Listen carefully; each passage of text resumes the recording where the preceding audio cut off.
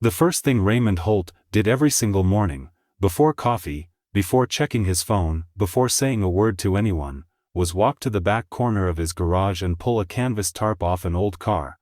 Not to drive it, not to fix it, just to look at it. He'd stand there in the half-dark grease still under his fingernails from the night before, and he'd rest one hand on the hood like a man placing a palm on the shoulder of someone he loved. Then he'd cover it back up, go inside, and start his day. He did this for 14 years. Nobody paid him to, and for a long time, nobody even knew he was doing it. But there was a young man on the other side of the country, a man who had spent 14 years quietly saving every spare dollar he could find, who was about to walk through Raymond's garage door. And what he discovered in that back corner would change both of their lives in ways neither of them had the words for.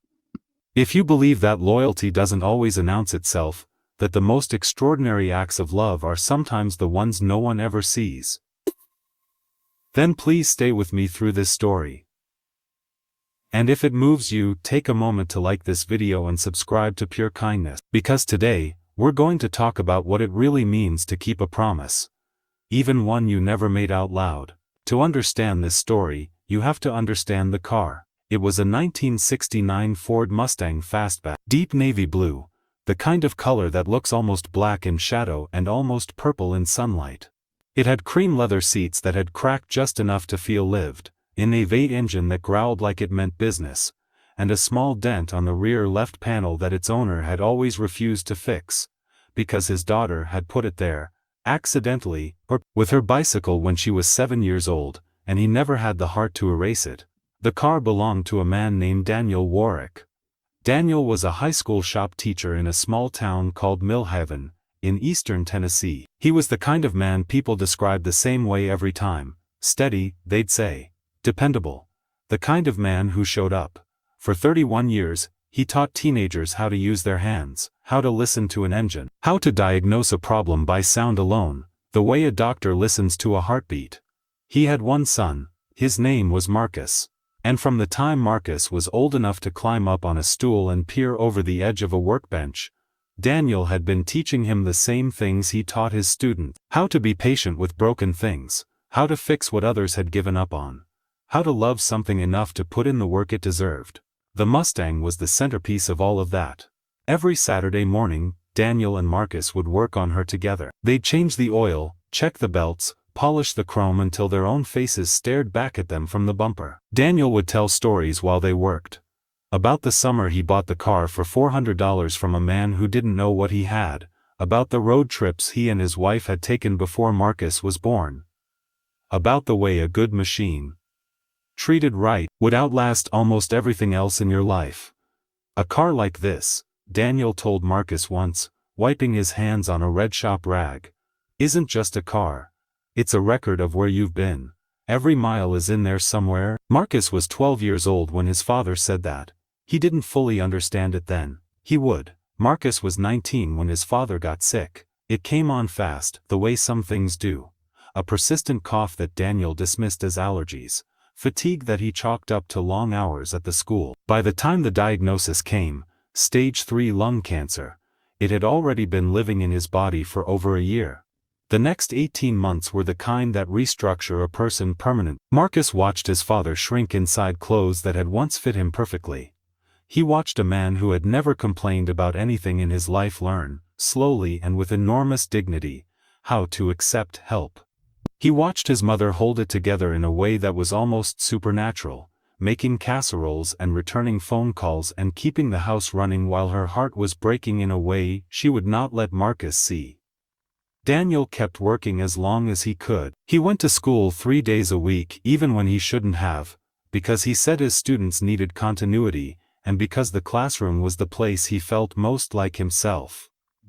On the days he was home, he'd sit in the garage with Marcus, and they'd work on the Mustang together, even when Daniel could only sit on a stool and direct rather than getting his hands dirty. Those hours in the garage became something sacred, a space outside of the illness, where they were just a father and a son and a car that needed tending.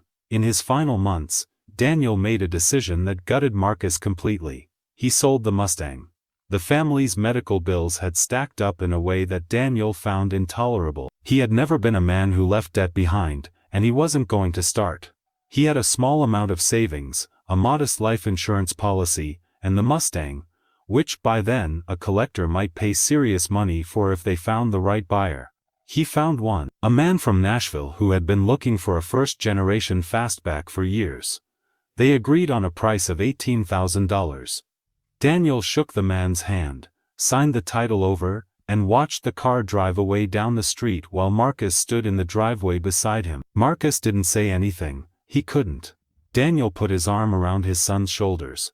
"Things are just things," he said quietly. "Don't grieve a thing when there are people to grieve for." 4 months later, Daniel Warwick passed away at home, in the early hours of a Tuesday morning, with his wife holding one hand and his son holding the other. He was 58 years old. Here is where the story turns. Because the man from Nashville who bought that Mustang, he never made it home with it. His name was Gerald Purcell, and he was, by his own admission, more of a collector than a restorer.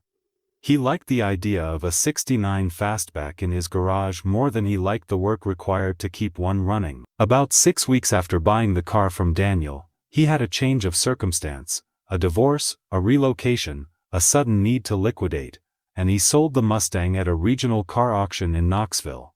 The winning bid was placed by a man named Raymond Holt. Raymond was 53 at the time. He had run a small independent auto repair shop in Mill Haven, the same town where Daniel Warwick had lived and taught, for over 20 years. He was not wealthy, he was not a collector. He didn't buy the car because he planned to flip it or display it or add it to some rotating showcase of classic vehicles. He bought it because he recognized it. Raymond Holt had been one of Daniel Warwick's students. Back in 1987, Raymond had been a 16-year-old kid with no direction and a lot of anger, the product of a home that had not been kind to him, and a school system that had largely written him off. He'd been placed in Daniel's shop class as something of a last resort, the kind of scheduling decision that administrators make when they don't know what else to do with a kid. Daniel Warwick had not written Raymond off. He'd seen something in the boy's hands, a natural instinct, an intuition for mechanical problems that couldn't be taught from a textbook. He'd stayed after school with Raymond twice a week for 2 full semesters, working on an old transmission together, teaching Raymond not just the skill but the discipline, the patience, the belief that if you understood something deeply enough, you could fix. Raymond Holt had gone on to open his own shop because of Daniel Warwick. Full stop. He had never forgotten that. And when he saw that navy blue fastback sitting on the auction floor in Knoxville, when he walked around it and saw the small dent on the rear left panel, the one Daniel had always refused to fix, something in his chest seized. He bid everything he had in his account that day. He won at $11,200. He drove the car back to Mill Haven. He pulled it into the back corner of his garage. He covered it with a canvas tarp. And then Raymond Holt made a private decision that he told almost no one about. He was going to keep that car safe. He was going to maintain it, preserve it, keep it in the same condition it had been in when Daniel loved it. And someday, he didn't know when, he didn't know how, he was going to find a way to get it back to Daniel's family. He had no plan. He had no timeline. He just knew it was the right thing to do. And so every morning for 14 years, Raymond Holt walked to that back corner of his garage, pulled back the tarp, and looked at the car that his teacher had loved. Marcus Warwick spent his 20s rebuilding himself. It was not a clean or linear process. Grief, especially the grief of losing a parent young, doesn't follow a schedule. There were years when Marcus was doing well, finishing his degree in mechanical engineering, finding steady work, building a life in Portland, Oregon, where he had moved partly for a job and partly because the distance from Mill Haven made the weight slightly easier to carry. And there were years when he wasn't doing well, when the loss would surface without warning, at a hardware store, catching a scent of motor oil, on a Saturday morning when he'd reach for something to do with his hands and feel the absence of his father like a physical presence in the room. He never stopped thinking about the Mustang. He knew it was irrational. His father had been right, things are just things. But the car wasn't really a thing to Marcus. It was the Saturdays. It was the shop rag and the chrome and the stories. It was his father's hands, steady and sure, showing him how to listen to an engine. Every time Marcus tried to let go of it, he found he couldn't, not entirely, so at 25, he made himself a promise. He opened a separate savings account, one he named, privately in his own head, the Mustang Fund, and he began putting money in it. Not a dramatic amount, whatever he could spare. $30 some months, $200 in others, nothing sometimes when rent was tight. He had no idea where the car was. He didn't know if it still existed, if it had been wrecked, parted out, or repainted into something unrecognizable. He just knew that if there was any chance at all, he wanted to be ready. By the time Marcus was 33, he had saved just over $12,000. He had also, in the preceding year, hired a classic car locator service, a small operation run by a man in Georgia who specialized in tracking down vehicles by VIN number. Marcus had found his father's Mustang's VIN on an old insurance document in a box his mother had saved. The locator service came back to him on a Thursday afternoon in March. The car was in Mill Haven, Tennessee. It was registered to a Raymond Holt. It appeared, based on available records, to have been in Raymond Holt's possession for approximately 14 years. Marcus sat with that information for a long time. It was a 4-hour drive, and Marcus did most of it in silence, his hands at 10 and 2, the Tennessee hills rolling past him in the gray morning light. He had tried to prepare himself that the car might be in poor condition, that it might have been repainted, modified, stripped of the things that made it his father's. He had told himself that Raymond Holt might not want to sell, that even if he did, Marcus's $12,000 might not be enough. He had rehearsed rational, adult responses to disappointment. None of it mattered the moment he pulled into the parking lot of Holt's Auto Repair. It was a modest shop, clean, well organized, the kind of place where a person with a broken car felt immediately reassured just by looking at it. There were 2 bays visible from the front, both occupied with vehicles in various stages of repair. A hand-painted sign above the door read, "Holt's, honest work, fair price, since 1994. Marcus sat in his rental car for a moment, then he got out. Raymond was under a truck in Bay 1 when Marcus came in. He heard footsteps, rolled out on a creeper, and looked up at the man standing in his garage. He had the practiced, neutral expression of a mechanic who had learned not to read too much into a stranger's face before the conversation started. "Help you?" Raymond said. "I'm looking for Raymond Holt," Marcus said. "You found him." Marcus took a breath. "My name is Marcus Warwick. Daniel Warwick was my father." The silence that followed was the kind that happens when a sentence lands somewhere deep. Raymond didn't move for a moment. Then, slowly, he sat up from the creeper and looked at Marcus with an expression that Marcus would later describe as, not surprise, exactly, more like recognition, like a man who had been expecting a knock on a door for a very long time, and had never quite stopped listening for it. "I know who your father was," Raymond said quietly. "I was one of his students." "I know," Marcus said. "That's why I'm here." He wiped his hands on a shop rag, a red one, the same kind his teacher had always used, and he said, "Come with me." He led Marcus through the shop, past the bays and the tool chests and the shelving units organized with a precision that spoke of someone who respected order, to the back of the garage, to the back corner, to a large object covered with a canvas tarp. Raymond grabbed the edge of the tarp and pulled it back. The navy blue Mustang sat in the light exactly as it always had, chrome gleaming, paint deep and rich, the cracked cream leather visible through the driver's window, and on the rear left panel, perfectly preserved, the small dent that Daniel Warwick had never fixed because his daughter had put it there with her bicycle when she was 7 years old. Marcus put his hand over his mouth. He stood there for a long time without speaking. Raymond stood beside him without moving. Finally, Marcus said, the words coming out rough and unsteady.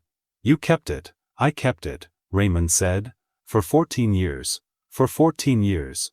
Marcus turned to look at him. "Why?" Raymond was quiet for a moment. He looked at the car the way he had looked at it every morning for over a decade, the way you look at something you've been entrusted with.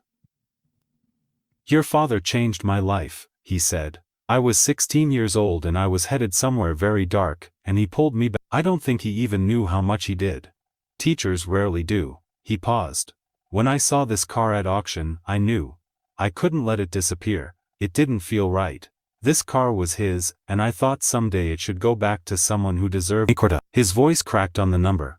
I've been saving it for 8 years. I know that's probably not. I'm not selling it to you, Raymond said. Marcus stopped. Raymond looked at him steadily. I'm giving it to you.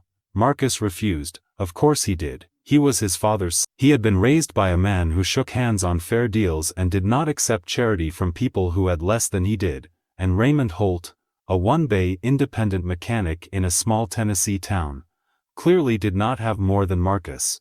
He couldn't take this. But Raymond was patient. Patient in the way of a man who had spent a lifetime working on things that resisted him. He told Marcus the full story, the auction, the recognition, the 14 years, the morning ritual with the tarp. He told Marcus about the moment he had bought the car, about standing on that auction floor and seeing the dent and knowing with a certainty that wasn't rational, but was completely real, that this car needed to go home someday.